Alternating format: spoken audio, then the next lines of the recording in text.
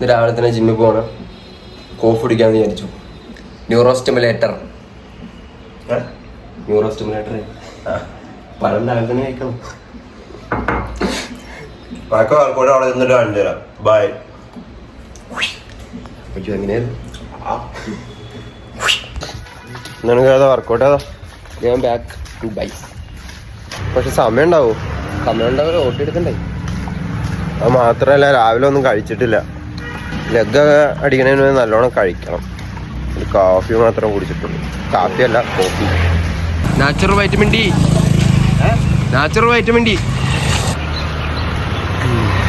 vitamin D ഒറ്റ കൊണ്ട് കുഷി പഠിച്ചാലും